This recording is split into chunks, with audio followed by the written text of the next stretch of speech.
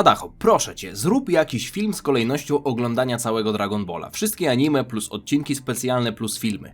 Byłoby genialnie, bo wszystko co jest w internetach jest zrobione totalnie beznadziejnie. Help! Ja nie uważam, że wszystko co zrobione w internecie jest zrobione beznadziejnie, ze względu na to, że chociażby film, który Fuzjonek wrzucił na swój nowy kanał 1,5 roku mniej więcej, jest zrobiony dobrze.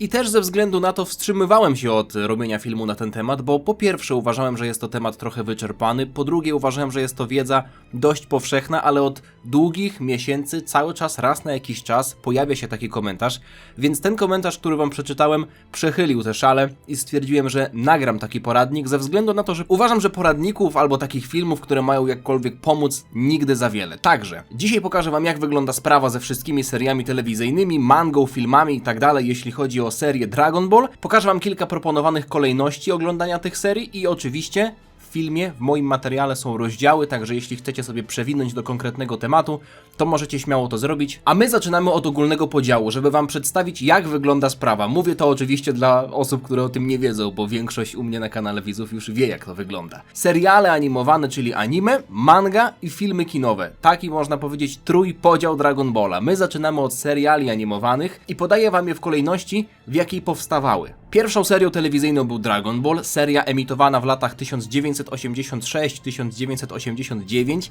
opiewała na 153 odcinki. Następnie, od praktycznie zakończenia serii Dragon Ball, powstała seria Dragon Ball Z, która była emitowana od 89 do 96 roku, 291 odcinków. Następna seria, która powstała bezpośrednio po zakończeniu Dragon Balla Z, to Dragon Ball GT.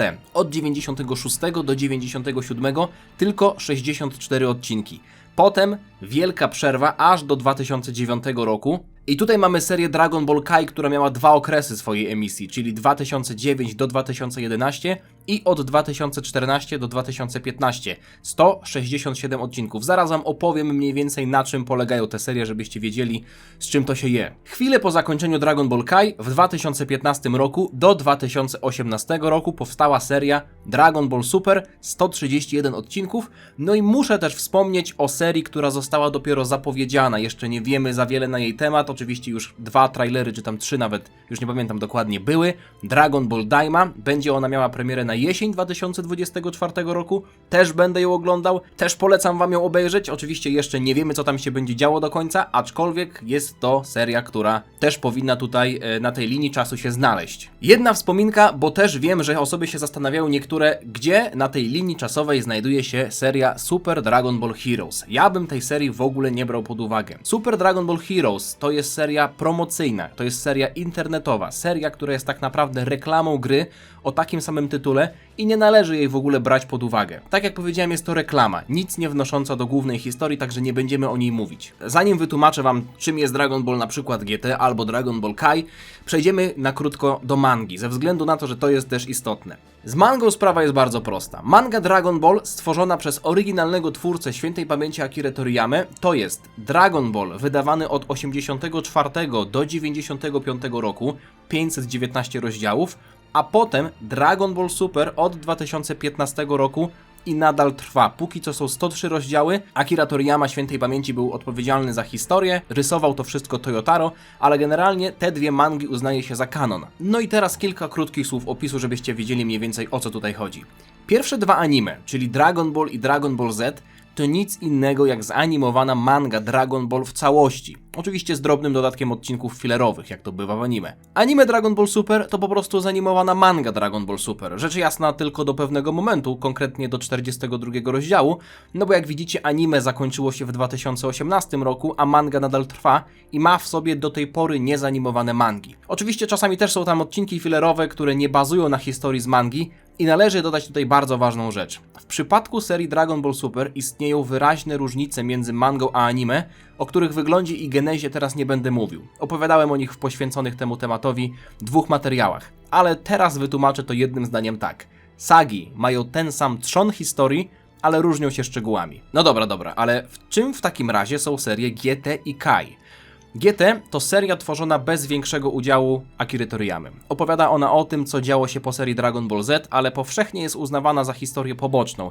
W ten sposób nawet swego czasu nazwał ją sam Akira Toriyama. Jeśli zależy wam tylko na kanonicznej, w cudzysłowie, historii, nie musicie jej oglądać. Ale moim zdaniem możecie to zrobić, żeby wyrobić sobie na jej temat zdanie. Zaś Dragon Ball Kai, zresztą też spotkałem się z inną nazwą Dragon Ball Z Kai, to odświeżona i skrócona wersja Dragon Balla Z. Praktycznie brak fillerów, inny soundtrack, inna sfera wizualna. Jeśli zależy wam głównie na czasie, to jest seria dla was, zamiast Dragon Balla Z. Aczkolwiek wedle niektórych zabija ona nieco klimat oryginalnego Dragon Balla Z, chociażby przez właśnie zmienioną ścieżkę dźwiękową. Przechodzimy do trzeciego bloku, czyli filmy kinowe. Istnieje wiele filmów i specjali telewizyjnych. Z tej powiedzmy starej ery od 85 do 95 roku wychodziło multum tych filmów i specjali telewizyjnych, aczkolwiek tylko 4, które wyszły już po 2010 roku, są uważane za kanoniczne, ze względu na to, że właśnie w ich tworzenie mocno zaangażował się oryginalny twórca Akira Toriyama.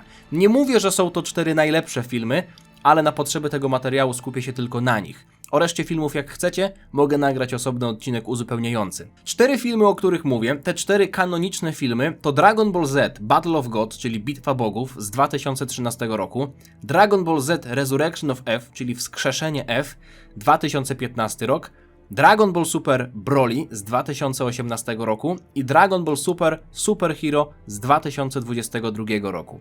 Jak widzicie, 2 pierwsze filmy mają w nazwie Dragon Ball Z, ale to w sumie jedyne, co mają wspólnego z tą serią i raczej są kojarzone z serią Dragon Ball Super, ponieważ opowiadają one o 2 pierwszych sagach tego anime, bo anime Dragon Ball Super powstało po premierach tych filmów i zaadaptowało te 2 historie. Opowiedziało je drugi raz, nieco przedłużyło. Dużym minusem tego mimo wszystko był fakt, że anime pod kątem sfery wizualnej zostawiało sporo do życzenia w porównaniu do filmów. 2 kolejne filmy, czyli Broly z 2018 roku i Super Hero z 2022 roku, opowiadają o wydarzeniach po zakończeniu anime Dragon Ball Super, więc należy również je obejrzeć. Także mamy 3 bloki, zaraz przejdziemy do kolejności oglądania, ale chciałbym, żebyście po prostu przyjrzeli się jeszcze raz. Na dole mamy anime, wszystkie serie animowane, oczywiście pomijając to Super Heroes, które tak jak powiedziałem było tylko reklamą, manga i filmy, ale tylko i wyłącznie te uznawane za kanon, bo filmów i specjali jest znacznie więcej, ale tych niekanonicznych tutaj po prostu wam nie pokazywałem.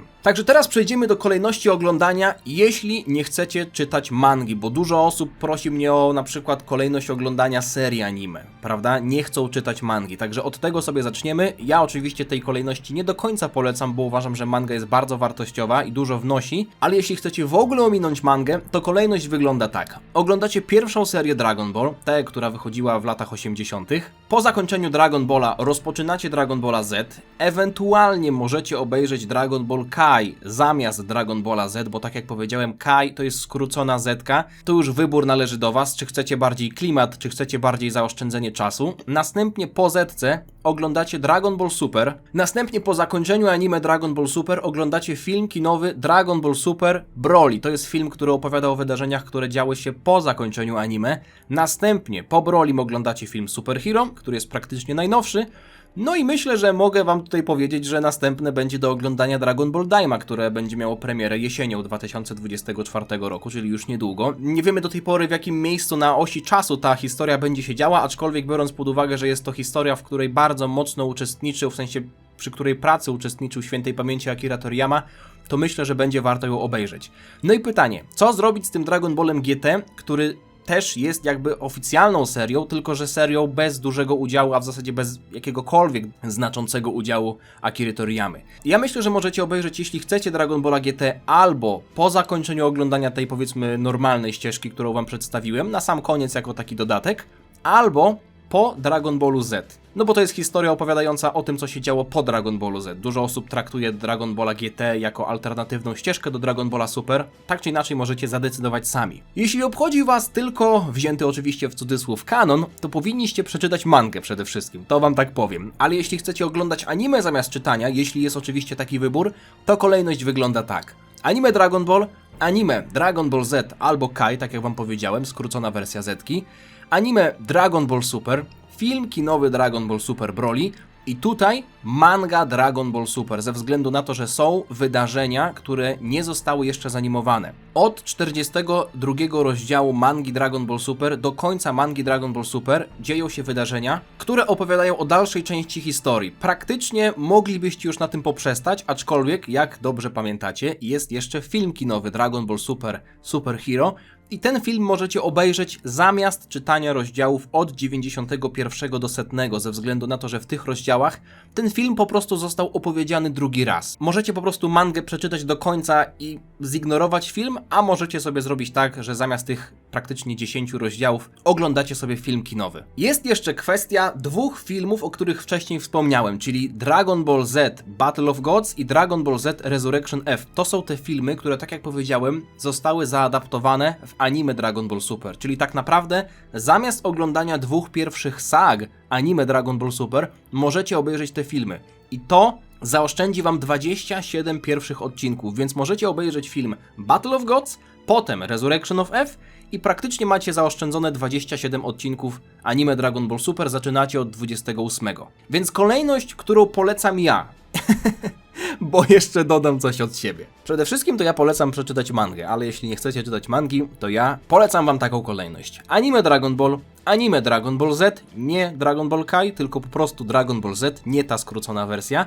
Następnie po anime Dragon Ball Z film kinowy Battle of Gods, następnie film kinowy Resurrection F, i wtedy przechodzimy dopiero do anime Dragon Ball Super od 28 odcinka, czyli te 27 odcinków mamy zawarte w tych dwóch kinówkach, Battle of Gods, Resurrection F. Po zakończeniu anime Dragon Ball Super, które ma 131 odcinków, przechodzimy do kinówki Dragon Ball Super Broly, bo ta kinówka w mandze praktycznie nie została opowiedziana, ona została tylko wspomniana, że to się tam wydarzyło i to się dzieje w rozdziale 42 mangi, także po kinówce Dragon Ball Super Broly przechodzimy już do mangi i mangę czytamy do końca, od rozdziału 42. No i oczywiście, możecie, tak jak powiedziałem, obejrzeć sobie film Super Hero zamiast tych rozdziałów 91 do 100, bo ta historia jest taka sama. No i jest jeszcze kwestia tego Dragon Ball Daima i Dragon Balla GT, które też wam polecam obejrzeć. Dragon Ball Daima oczywiście dopiero wyjdzie, ale myślę, że warto będzie to obejrzeć. No i Dragon Ball GT myślę, że możecie też obejrzeć jako taki materiał uzupełniający po zapoznaniu się powiedzmy z tą ścieżką, którą wam tutaj pokazałem. Jeśli chodzi o inne materiały uzupełniające, to polecę wam jeszcze Jacko z Galaktycznego Patrolu. To jest historia też napisana przez Akirę Toriyamę. Ona się dzieje praktycznie na samym początku, jeszcze przed całym Dragon Ballem, też taka bardzo luźna historia. I Dragon Ball Minus, ale Dragon Ball Minus to jest taka krótka bardzo historyjka dodatkowa, która jest w zasadzie wydana w tej samej książeczce, w której jest Jacko z Galaktycznego Patrolu, więc jeśli gdzieś dorwiecie w księgarni Jacko z Galaktycznego Patrolu, to Dragon Ball Minus jest tam zawarte. Słowem zakończenia, wracając jeszcze na chwilkę do tej kolejności, którą wam poleciłem. Anime pierwsze Dragon Ball ma swój specyficzny klimat, ze względu na to, że ono było, no możemy się domyślić, że jest bardzo stare, prawda? Ma 40 lat praktycznie, więc jest to anime, które widać, że jest robione w innych czasach i trzeba czasami troszeczkę być wyrozumiałym ze względu na to, że to anime było protoplastą wielu tytułów, które potem mogły zaistnieć, prawda? Pierwsza seria Dragon Balla, i mówię tutaj i o mandze, i o anime, przetarły szlaki dla innych tytułów, aczkolwiek ja tę serię bardzo, bardzo lubię. Uważam, że jest niewiele gorsza, jeśli w ogóle gorsza od tego wychwalanego, legendarnego Dragon Balla Z. Opowiada o innych sprawach, opowiada o sprawach, które dzieją się na ziemi, bardzo duży nacisk kładzie na sztuki walki. Jest tam tona charakterystycznego humoru, a praktycznie od połowy serii sprawy no już nie są aż tak bardzo uśmiechnięte ze względu na to, że dzieją się problemy o powiedzmy skali światowej. Generalnie Dragon Ball jako pierwsze anime jest warte polecenia i ja wam je polecam z ręką na sercu. Jeśli chcecie kosmiczne walki, Super Saiyan i tak dalej, to wszystko się dzieje w Dragon Ballu Z, który jest bardziej nakierowany na jakieś kosmiczne podróże, albo generalnie nie tyle co na kosmiczne podróże, co na duże zagrożenia i na walki, które zagrażają całej Ziemi, a może nawet całej galaktyce. Więc całe krzyczenie, transformacje i tak dalej, to jest w Dragon Ballu Z. Dragon Ball Battle of Gods i Dragon Ball Resurrection F. Wolę film Battle of Gods, ten film lubię, Resurrection F tego filmu nie lubię, aczkolwiek uważam, że no raczej trzeba się zapoznać z tą historią, bo dzieją się tam rzeczy ważne dla historii. I Dragon Ball Super. Tak naprawdę jest to seria seria, która słabo zaczęła, nawet bym powiedział, że bardzo słabo zaczęła, ale mocno zakończyła. Moim zdaniem ostatnia saga w anime Dragon Ball Super była mocna, głównie ze względu na emocje, głównie ze względu na muzykę, animację i tak dalej, więc jest to też warte obejrzenia, aczkolwiek uważam, że można byłoby oszczędzić sobie te pierwsze odcinki, te pierwsze 27 odcinków, bo wygląda to na początku po prostu słabo i można nawet powiedzieć, że nudzi. Film kinowy Dragon Ball Super Broly jest świetnym filmem, moim ulubionym filmem, uważam, że jest świetnie napisany, bardzo dobrze narysowany, albo nawet inaczej, rewelacyjnie narysowany i zanimowany, więc jest to historia bardzo warta tego, żeby ją obejrzeć. No i wydarzenia, które jeszcze nie zostały zanimowane, czyli kolejne sagi, które tak naprawdę są obecnie tylko i wyłącznie w mandze Dragon Ball Super. To jest też warte przeczytania. Uważam, że najlepsze sagi całego Dragon Balla Super to są właśnie te sagi, które jeszcze nie zostały zanimowane, więc warto też do mangi zajrzeć. Film Dragon Ball Super Super Hero, ten, który możecie obejrzeć zamiast rozdziałów 91-100, też jest warty obejrzenia, jest troszeczkę zrobiony inaczej graficznie, aczkolwiek myślę, że też wam się spodoba. O Dragon Ball Daima dużo nie będę mówić, bo dużo jeszcze nie wiadomo, prawda? Ale Dragon Ball GT, myślę, że warto go obejrzeć ze względu na to, że jest troszeczkę inne spojrzenie na kontynuację historii po Dragon Ballu Z. Myślę, że jest to pozycja dość kontrowersyjna, no musiałem troszeczkę kontrowersji wrzucić na miniaturkę tego filmu, ale miniaturka jest tylko okładką, prawda? Ja tutaj nie mówię, żebyście nie oglądali Dragon Balla GT, albo że Dragon Ball GT to jest jakaś zła ścieżka. Nie, absolutnie nie. Ja Dragon Balla GT traktuję jako, powiedzmy, inną linię czasową, że to się gdzieś wydarzyło, ale że to się wydarzyło w innej linii czasowej i nie ma to wpływu na to, co teraz obecnie czytamy w mandze. Więc jest to historia, która ma swoje plusy, ma swoje minusy, jak zresztą wszystko tutaj pokazane, ale żeby wyrobić własne zdanie, musicie to po prostu obejrzeć. Także tyle, jeśli chodzi o dzisiejszy odcinek. Mam nadzieję, że wam się podobało i przede wszystkim mam nadzieję, że wam pomogłem. Jeśli chcecie osobny film odnośnie tych filmów, w zasadzie materiał mój na kanale odnośnie tych filmów kinowych, o których tutaj nie wspomniałem, możecie zostawić lajka, dajcie znać w komentarzu, czy może o czymś zapomniałem, a jeśli tak, no to bardzo was przepraszam, ale myślę, że ten trzon historii wam tutaj przekazałem. Życzę wam miłego, spokojnego dnia, widzimy się niebawem, a w zasadzie słyszymy, nie no widzimy się, dzisiaj się tylko słyszymy. Trzymajcie się, na razie, cześć. Dziana.